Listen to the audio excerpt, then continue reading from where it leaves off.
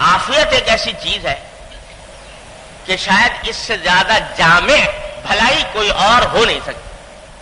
حدیث میں بھی فرمایا, نبی کریم صلی اللہ علیہ وسلم نے ایک حدیث میں ارشاد فرمایا کہ کوئی بندہ اللہ تبارک و تعالی سے کوئی بھی بھلائی عافیت سے زیادہ جامع نہیں مانگ سکتا.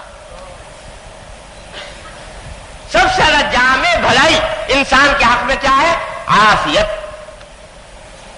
اب عافیت اردو میں بھی استعمال ہوتا ہے, اس لیے اس کی کیا تشریح کروں, لیکن اگر غور کرو تو عافیت کے کیا معنی ہے کہ آدمی کو کوئی تکلیف نہ ہو. جی, کوئی تکلیف نہ ہو, راحت ہو, پریشانی نہ ہو, سکون ہو, بیماری نہ ہو, صحت ہو, ناکامی نہ ہو, کامیابی ہو. یہ سب چیزیں عافیت میں داخل ہیں. اگر آدمی صحت مند نہیں ہے تو عافیت حاصل نہیں.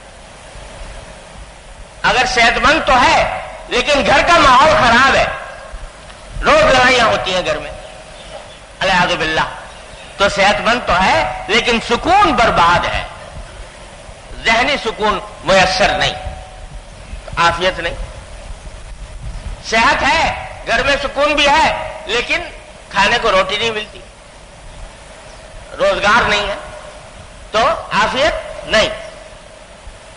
اور یہ تو دنیا کے کام ہے, اور آخرت کے کام یہ ہیں کہ اگر فرض کرو دنیا کی ساری نعمتیں میسر ہیں, ساری نعمتیں میسر ہیں, روپیہ پیسہ بھی ہے, گھر بار بھی ہے, بیوی بچے بھی ہیں, گھر والے بھی ہیں, اور صحت بھی ہے, تندرستی بھی ہے, سبھی کچھ ہے, لیکن دین نہیں ہے, العیاذ باللہ, دین نہیں ہے.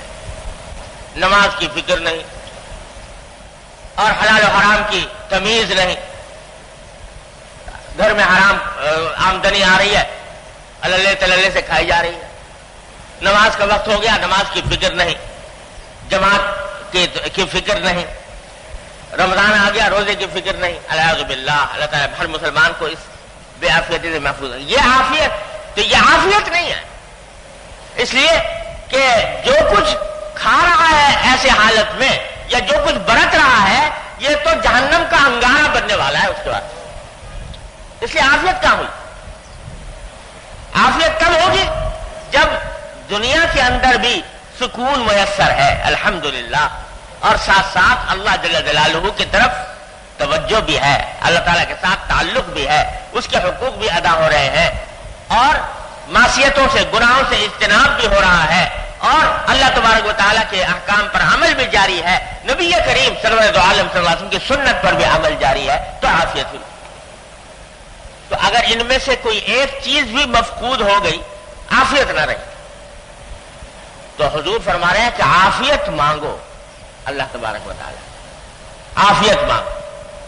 اللہم انی اسألک العفو والعافیت, عافیت مانگتا ہوں, عافیت. اب عافیت میں سب کچھ آ گیا کہ نہیں آ گیا؟ ساری مصیبتوں سے نجات آ گئی, ساری مشکلات سے نجات آ گئی, ساری بلائیوں کا حصول آ گیا. لیکن آگے پھر تفصیل کر دی کہ فی دینی, عافیت مانگتا ہوں اپنے دین میں اور اپنی دنیا میں بھی. اے اللہ, عافیت مانگتا ہوں دین میں بھی اور دنیا میں بھی. دین میں عافیت میں نے ابھی عرض کیا یہ کہ اے اللہ میرے عقیدے صحیح ہو, اگر عقیدے صحیح نہیں ہیں تو دین کی عافیت نہ ہوئی, کیونکہ وہ عقیدے کی خرابی مجھے آخرت میں بہرحال اللہ بچائے عذاب کی طرف لے جائے گی, العیاذ باللہ. لہذا عافیت نہ ہو, عقیدے میں خرابی ہوئی, عقیدے میں خرابی نہ ہو, عمل میں خرابی نہ ہو, عمل میں ایسی خرابی جو مجھے جہنم کی طرف لے جائے, تو وہ کیا عافیت ہوئی؟ فرض کرو العیاذ باللہ ساری زندگی کسی کی راحتوں میں گزری, خوشیوں میں گزری, اور کوئی تکلیف پریشانی پیش نہیں آئی, کوئی مصیبت پیش نہیں آئی, لیکن جو ہی مرا اور آنکھ بند ہوئی اور اس کے وقت کے بعد سے جو عذاب کے کوڑے برسنے شروع ہوئے, العیاذ باللہ, تو ہمیشہ ہمیشہ جہنم میں چلا گیا، تو وہ عافیت کس کام کی جو دنیا میں ملی تھی؟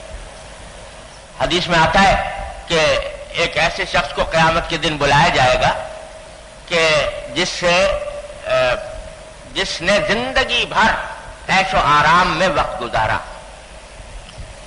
اور کبھی کوئی قابل ذکر مصیبت پیش نہیں آئی، خوب عللے تللے کیے زندگی بھر. جب میدان حشر میں بلایا جائے گا تو فرشتوں سے کہا جائے گا کہ ذرا بھائی اس سے پوچھو کہ کیوں بھائی کیسی زندگی گزری تمہاری؟ تو وہ کہے گا جی میں تو بڑے آرام سے زندگی گزاری اور مجھے کوئی تکلیف نہیں ہوئی، بڑے عیش و عشرت میں وقت گزرا، تکلیف کبھی دیکھی ہی نہیں. تو اللہ تعالیٰ فرمائیں گے کہ ذرا سا اس کو جہنم کے قریب کا چکر لگا کے لے آؤ، جہنم کے قریب سے چکر لگا کے اس کی ہوا لگ جائے بس، اور کچھ ہے. تو اس کو لے جائیں گے فرشتے اور جہنم کے قریب سے ایک چکر لگا کر لے آئیں گے اس کو. اب پوچھو اب کیسی زندگی گزری؟ تو جواب میں وہ کہے گا کہ یا اللہ میں نے تو کوئی خوشی کی شکل ہی نہیں دیکھی، آرام کی شکل ہی نہیں دیکھی، میری تو ساری زندگی پریشانی میں، تکلیف میں اور غم و صدمے میں گزری ہے. جہنم کے قریب سے گزر کر جو ذرا سی اس کی ہوا لگے گی وہ سب ساری زندگی کی عافیتیں بھلا دے گی. العیاذ باللہ، اللہ تعالیٰ ہر مسلمان کی حفاظت فرمائے. اس واسطے اگر زندگی میں مل بھی گیا، چین ہو گیا، سکون ہو گیا، راحت بظاہر مل گئی، لیکن آخرت میں بربادی ہوئی تو وہ عافیت تو نہیں. اس لیے رسول کریم صلی اللہ علیہ وسلم پہلے مانگ رہے ہیں کہ اللہ عافیت دیجئے، پہلے کائے میں؟ دین میں، آخرت کی، دین کی عافیت. یہ بڑا اہم معاملہ ہے جو ہم لوگوں کے خاص توجہ کا طالب ہے کہ عافیت میں، گھر والوں کی عافیت میں دنیا کی عافیت بھی داخل ہے اور دین کی عافیت بھی داخل.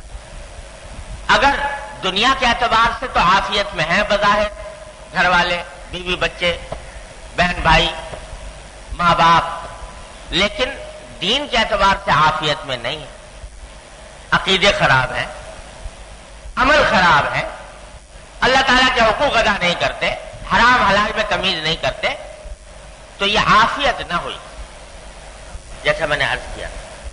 لہذا ہر انسان کو تعلیم دے دی، اس دعا نے تعلیم دے دی کہ اپنے گھر والوں کی بھی دنیا اور آخرت دونوں کی عافیت کی فکر کرو. آج کل اس میں بڑی کوتاہی کہ زیادہ فکر اور دوڑ دھوپ اس بات کی ہوتی ہے کہ میرا بیٹا، میری اولاد یہ قابل ہو جائیں اور اچھی ملازمتیں ان کو مل جائیں، اچھی تجارتیں ان کی ہو جائیں، دنیا کے اعتبار سے اپنے پاؤں پر کھڑے ہو جائیں، مال دولت ان کو خوب مل جائے. یہ فکر تو رہتی ہے، لیکن دیندار ہو جائے اور دین کے اعتبار سے عافیت میں آ جائے کہ گناہوں سے بچیں، اللہ تبارک و تعالیٰ کی رضا کے مطابق کام کریں، اس کی فکر جو ہے وہ اس درجے میں نہیں ہوتی. العیاذ باللہ. یہ فکر نہیں ہوتی.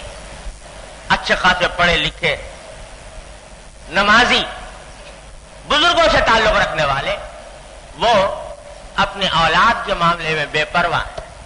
اولاد کہاں جا رہی ہے اس کی طرف فکر نہیں کرتے اور اس کے نتیجے میں وہ گمراہ ہوتی رہتی ہے. اللہ بچائے، جہنم کی طرف جا رہی ہے. اللہ. ایک جملہ کہیں لکھا ہوا دیکھا کسی نے، بڑا حکیمانہ جملہ لکھ کے لگایا ہوا تھا کہیں کہ ہر انسان کو یہ فکر تو ہے کہ میرے مرنے کے بعد میرے بچوں کا کیا ہوگا. یہ فکر تو ہر ایک انسان کو ہوتی ہے کہ میرے مرنے کے بعد میرے بچوں کا کیا بنے گا، لیکن یہ فکر نہیں ہوتی کہ ان بچوں کے مرنے کے بعد ان بچوں کا کیا بنے گا، بچوں کے مرنے کے بعد ان کا کیا بنے گا. یہ فکر تو ہے میں مر گیا تو یہ کہاں سے کھائیں گے، کہاں اپنا سر چھپائیں گے، کس جگہ رہیں گے، کیا ہوگا، یہ فکر تو پڑی ہوئی ہے. لیکن جب وہ خود مریں گے اور مرنے کے بعد اللہ تبارک و تعالیٰ کے یہاں پیشی ہوگی تو اس وقت میں ان کا کیا بنے گا اس کی فکر کرتے نہیں. ارے بھائی زیادہ فکر تو اس بات کی کرو کہ جب وہ مریں گے اور آخرت کی زندگی ابدی زندگی سامنے آئے گی تو کیا بنے گا ان کو، اس کی فکر کرتے نہیں. یہ بڑی یعنی بے وقوفی کی بات ہے. جہاں اس کی فکر کرو کہ میرے مرنے کے بعد کیا ہوگا، وہاں اس کی بھی فکر کرو کہ ان کے مرنے کے بعد کیا ہوگا. لہذا فرمایا وَأْمُرْ أَهْلَكَ بِالصَّلَاةِ وَاسْتَبِرْ عَلَيْهَا. قرآن کریم فرماتا ہے اپنے گھر والوں کو نماز کا حکم دو اور خود بھی پابندی رکھو. تو یا ایھا الذین آمنوا قوا انفسکم واہلیکم نارا، اے ایمان والو اپنے جانو اپنے آپ کو بھی بچاؤ جہنم کی آگ سے، اپنے گھر والوں کو بھی بچاؤ جہنم کی آگ سے. یہ دونوں کام ضروری ہے. لہذا یہ جو آج کل ایک مزاج بن گیا ہے کہ دنیاوی خوشحالی کی طرف توجہ ہے اولاد کی، لیکن اس کے دینی طور پر بگڑنے کی فکر نہیں.